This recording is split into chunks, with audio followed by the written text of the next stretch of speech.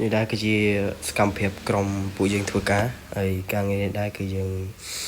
ផ្ទះល្វែង2ជាប់គ្នាយើងធ្វើតឡើងមួយជាន់មួយទៀតប្លង់សេមួយស្លឹកហើយការងារនេះដែរគឺក្រុមខាងយើងធ្វើការគឺមកចត់ច្បាស់លាស់គឺមិនធ្វើការលេះលន់ទេហើយនេះដែរគឺជាទ្វារដែលយើងដាក់មកលើកមកវាមានឆ្កូតមានប្រឡាក់មានអីយើងខាត់ហើយយើងបាញ់ស្លេចឡើងវិញថ្នាំពណ៌អាឡូងឡើងវិញហើយការងារពីផ្ទះនេះដែរគឺយើងធ្វើរយៈពេលជិត4ខែ3ខែជាងតាំងពីតប្លង់សេឡើងទៅសមកការងារយើងធ្វើយ៉ាងណាក៏ដោយក៏វាមានការថែមថយបន្តិចបន្តួចគឺវាទូទៅហើយការងារហើយយើងនេះដែរគឺកំពុងតែកាត់ដាក់អំពូល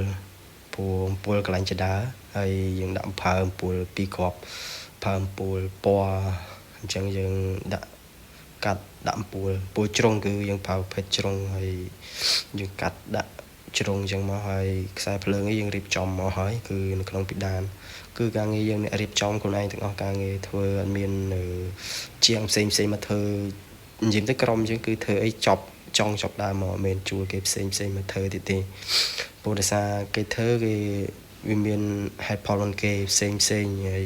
នេះដែរគឺទ្វារពួកយើងតម្លើងយើងធ្វើការងារដែកការងារសំណង់យើងទៅឲ្យតែនិយាយទៅឲ្យតែធ្វើគឺយើងត្រូវធ្វើទាំងអស់ហ្នឹងឯងព្រោះយើងរៀបចំទាំងអស់មកស្អាតតម្ដងគឺអត់មានពិបាកជាងដែកផ្សេងជាងសំណង់ផ្សេងទេគឺយើងជាងដែកគឺក៏យើងមានគឺក្រុមយើងទាំងអស់ហើយ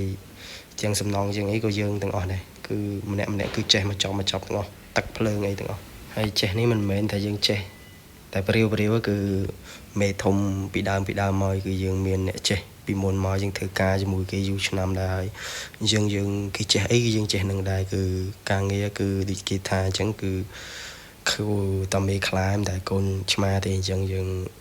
ហាត់ពុតតាមគាត់ពីមុនមកឥឡូវយើងយកមកប្រើការងារនេះដែរគឺទ្វារនេះគឺយើងប្រើកញ្ចក់តាំងពីលើដល់ក្រោមប្រើកញ្ចក់ប្រភេទកញ្ចក់ខ្មៅហើយខាងលាបថ្នាំគឺយើងខាងកងសូនយើងកាត់ពណ៌2ពណ៌ចេះមកគឺវាមើលទៅទំនងដែរគឺយើងលេងម៉ូដតាមអ្វីដែលយើងគិតថាឆ្នៃវាបែបម៉េចឲ្យស័ក្តិសមឬមកក៏យើងលេងលោកខ្លួនឯងអាហ្នឹងមើលទៅយើងម្ចាស់គេក៏គាត់គិតតាមយើងខ្លះដែរឲ្យច្បល់គ្នាទៅហើយការងារពួកខ្ញុំនេះគឺមិនសូវជាមានធ្វើការងារលឿនទេគឺការងារគឺល្មមទេព្រោះការងារមកចត់មិនហ៊ានធ្វើការលឿនទេយើងធ្វើការបែបច្បាស់មួយបាទនេះដូចមើលជាក់ស្ដែងអញ្ចឹងគឺពណ៌យើងកាត់ឲ្យភ្លឹងតែម្ដងគឺពណ៌សពណ៌ស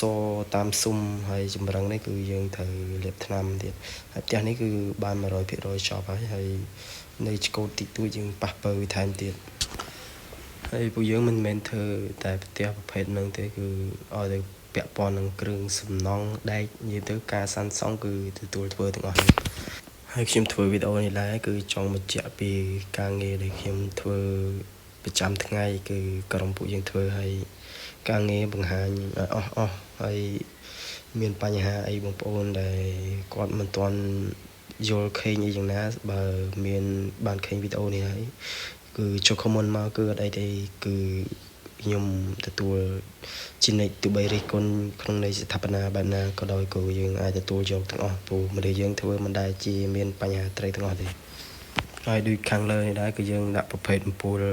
វែងពណ៌សធម្មតាហើយឥឡូវនេះផ្ទះម្ខាងទៀតគឺយើងត្រូវការខណ្ឌចម្រឹងដែកម្ខាងទៀតដើម្បីការពារសុវត្ថិភាពពីចោរពីអីចឹងណាហើយចម្រឹងនេះដែរគឺយើងប្រើដែកប្រភេទដែកម្ចាស់ផ្ទះគាត់សល់ចឹងយើងយកមកកាត់ដាក់ឲ្យគាត់ហើយយើងលាបពណ៌ដែរលាបពណ៌ប្រភេទពណ៌ទឹកប្រាក់ពណ៌នេះយើងមើលទៅយើងកាត់ដាក់ចម្រឹងចេះហើយយើងលាបពណ៌ទឹកប្រាក់វិញទៀតគឺដែកប្រភេទហ្នឹងដែកចាស់គាត់សល់គាត់ដឹងធ្វើអីចឹងយើងគិតដាក់ចឹងទៅវាណាមួយការពារហើយវាស្អាតដែរយើងធ្វើលៃលោកតាមដែលអ្វីដែលយើងអាចធ្វើបានចឹងណាព្រោះការងារយើងមិនប្រកាសតែធ្វើតម្រូវការតាមប្លង់ឬមួយក៏តាមបច្ចេកទេសទាំងអស់ទេគឺយើងការងារជាក់ស្ដែងវាតែងតែខុសពីការប្លង់ឬមួយការព្រីងរបស់យើងអាចត្រូវទេ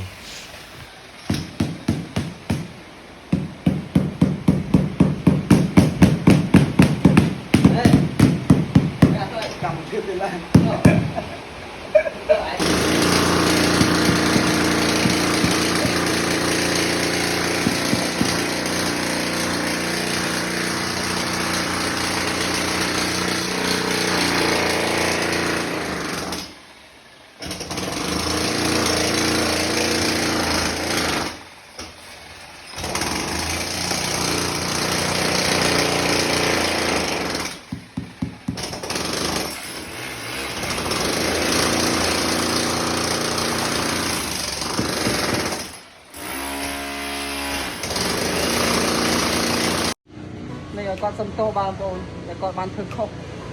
lon mà con mình trông chuột tê con tay pin này con hụt pê lời con mình không cai thương tê là con tranh mà vinh anh chụp đi đi mùi con mình tranh mà vinh thì cay nào mùi để con tranh mà học anh em đi đi mùi con đang người chụp mùi cái này à.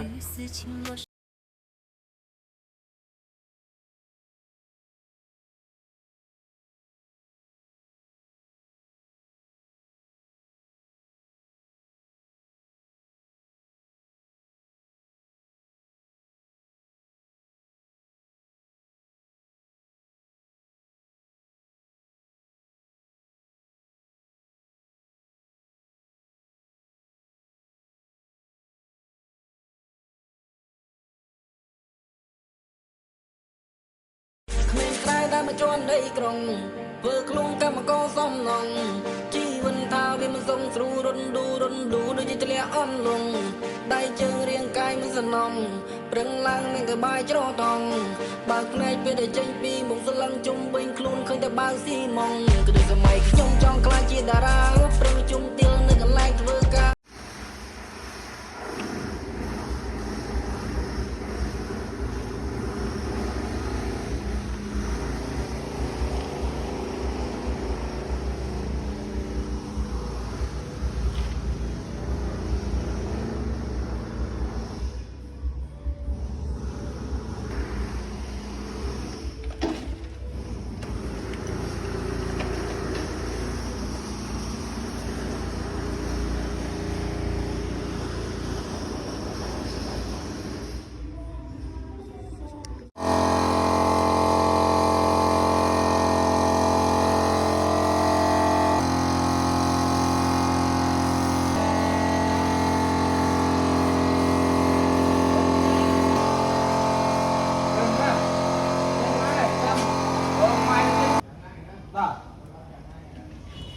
Váy nó mà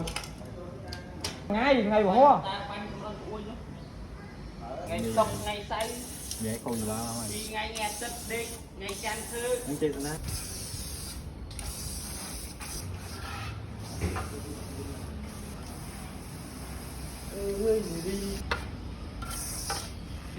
ấy co trong tinh co với cùng em con này ốm con này là bê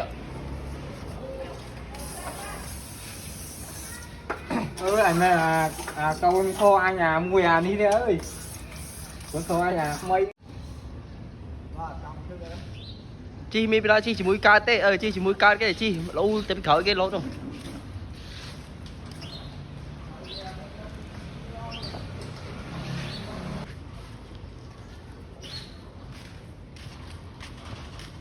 đâu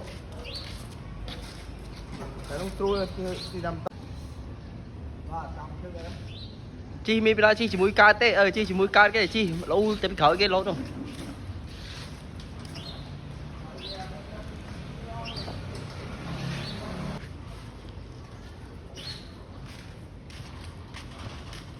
đâu cái nó trôi thì đâm